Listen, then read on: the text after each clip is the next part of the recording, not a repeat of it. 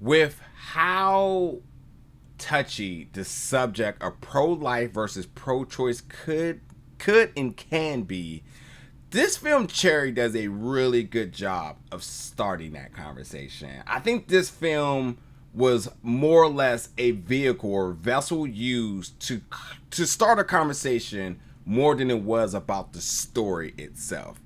Let's talk about it right now.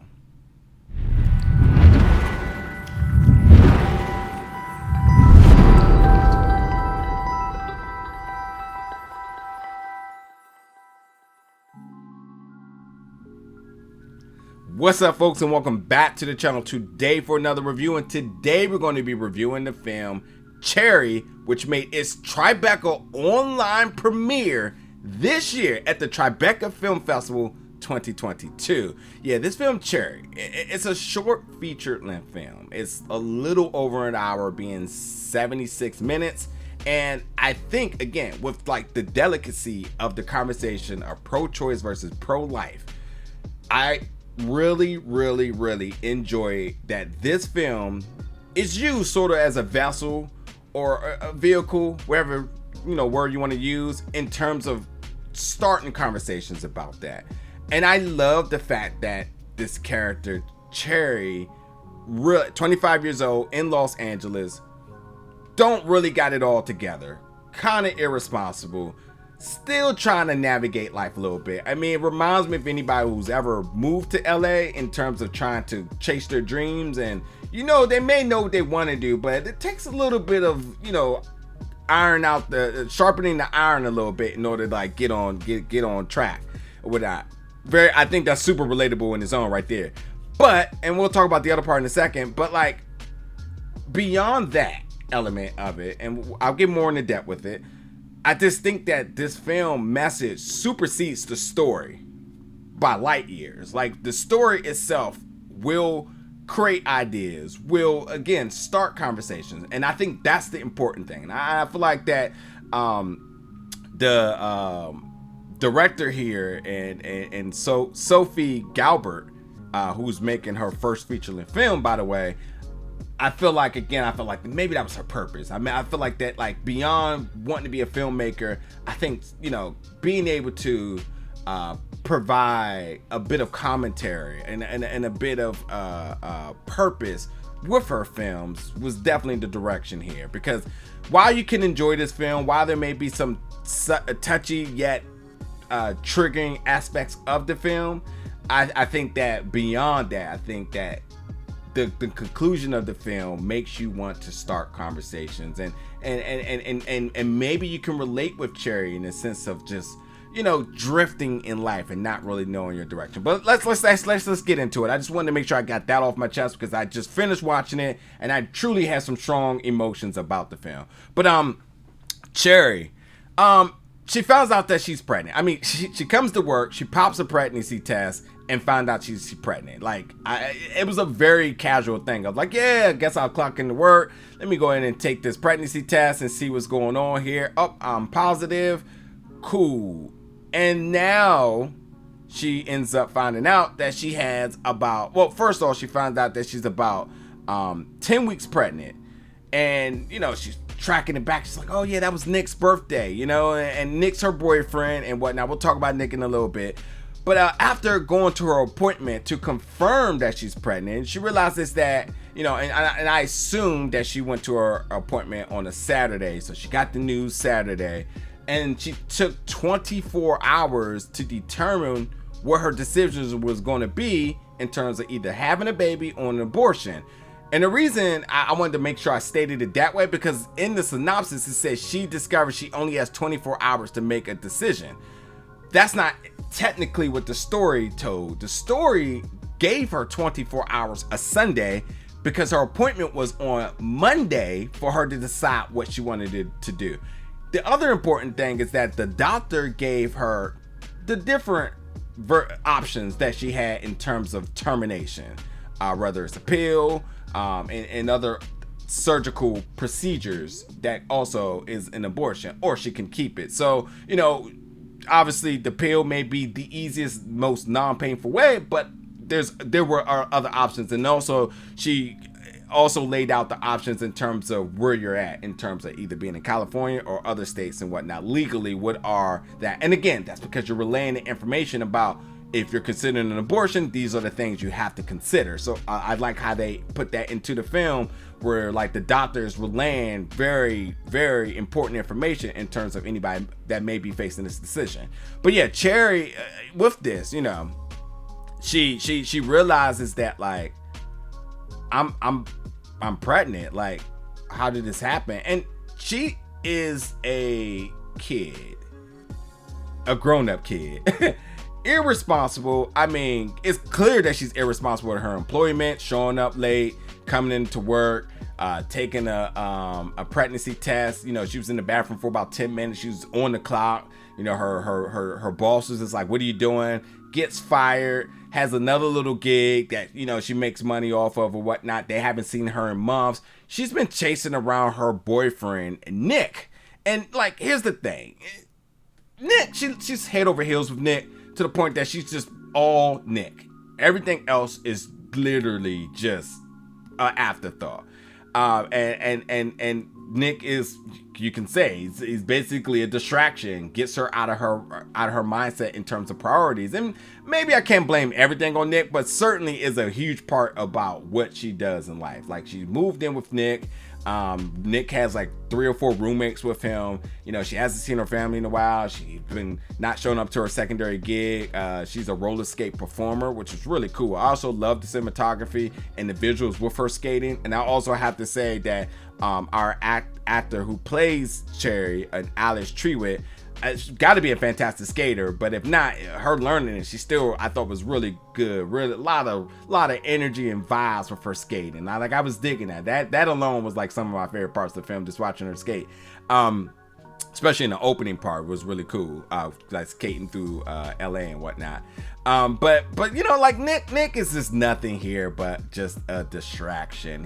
And upon her breaking the news to Nick, of course Nick is like, "Oh, I can't do this. You know, how can I, like, I got all these different things going." He's a DJ, he has a band, and he's ready to go on tour and whatnot. You know, that whole very stereotypical thing.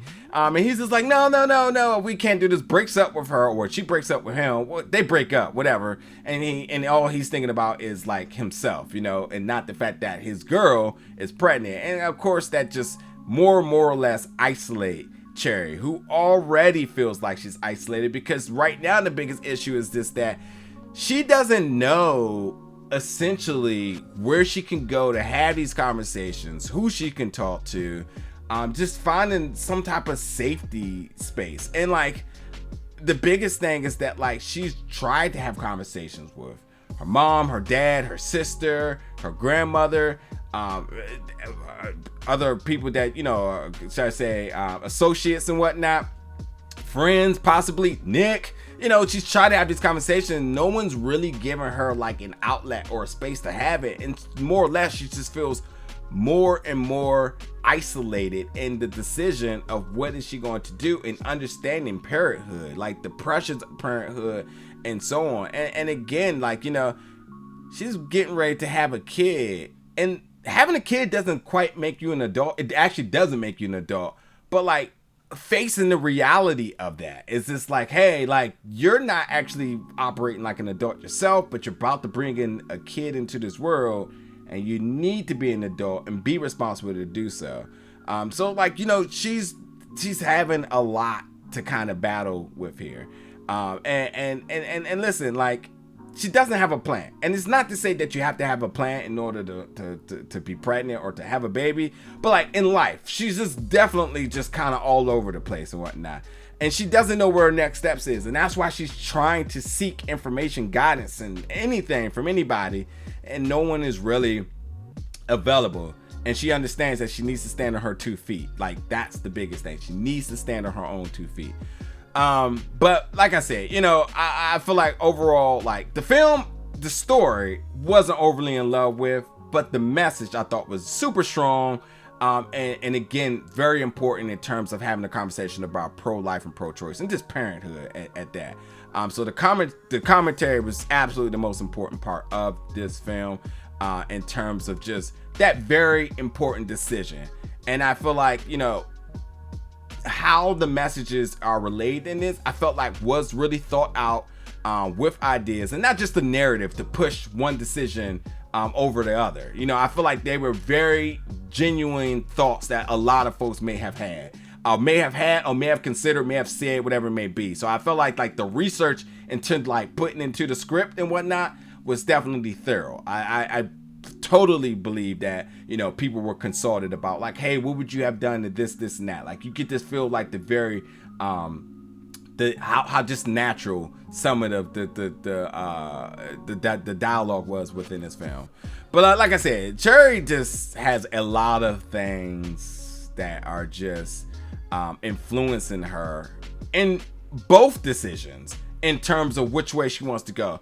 As she kind of navigates this 24 hours, she's getting like, she's getting more or less like influences that says, oh, maybe you should do this. And then influences that, well, maybe you should do this, and talking to her mom, talking to her dad, talking to her sister, talking to her friends and other folks that she encountered and whatnot. It's tipping her back and forth. But ultimately, the big message that she finds out is that, like, about maturity in adults. And it's truly about her making the decision that's best for her and responsibility of that. That's what adulting is, And I think that, like, even in the moments where she feels alone, she realizes like this decision is purely her decision, And I like that because she actually says it in the film, my body, my choice. And that's super important. That's a very important message, especially in the current climate of society right now. So, like, with that, with the understanding of parenthood, with the understanding of adulting, maturity, responsibility, like, again, very strong messages.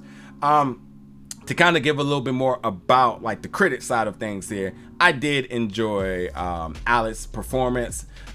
She is still very new in her career, and I definitely enjoyed how she just emoted in a lot of the different things that happened. And I also love that she was able to like wear this face of just at times clueless, in a sense of just not knowing where to go.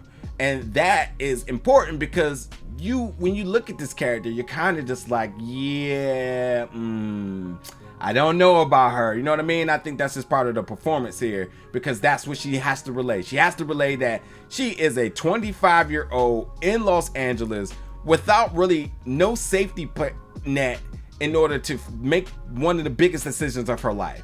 Boyfriend, friends, family, everybody just seems to be so unavailable, to the point that she realizes that it's just her by herself to make this decision, and she doesn't know what to do. She's never been in this position before. And I think that like how Alex is able to portray that, I thought was really good. There was issues with the editing. The editing could have been a little bit more clear. There was definitely a couple of moments in transitions that was super noticeable in terms of just like maybe what somebody may be wearing or just other little things. So editing could have been a little bit better. But hey, I'm not mad at it at all. Again, for this being Sophie's first feature-length film, very minimum issues on that note. And the cinematography I thought was really well. Again, I really enjoyed seeing Alex as Cherry skating around LA. That was really dope. There was a party scene where her skate crew was kind of putting on a performance, little low light shot. Thought the visuals of that was really dope as well too. And then I thought the grandma was my favorite character of this film, played by Melinda Decay. I enjoyed her a lot. Wish I can get a little bit more of grandma. She was absolutely a very big burst of energy, especially in times where this film started to feel a little deep, that she was able to give a little bit of balance here. So, but yeah, Cherry was a dope film. Again, it made its Tribeca online premiere. Again, while the story may not be, doing much or reinventing the wheel and whatnot, I definitely think that the message in this supersedes all of that. Taking that message and starting conversations outside of this, I think is a very important thing. And understanding both sides of the decision, understanding how the world kind of sees those decisions, understanding resources and whatnot, and understanding how isolated one may be in being pregnant, where, you know, a lot of people like to celebrate the idea like, oh, you're pregnant, but understanding that like the mental, sometimes you truly feel like you're by yourself, you know. So I again learned a lot from this film, really respected the film, and I think you should check it out. So check it out, Cherry. Keep your eyes out for it when it's available. But again, as I said, it made its Tribeca online premiere this year, Tribeca Film Festival. Jump in the comments, folks, let me know your thoughts about this, and as always, stay tuned for more reviews very soon.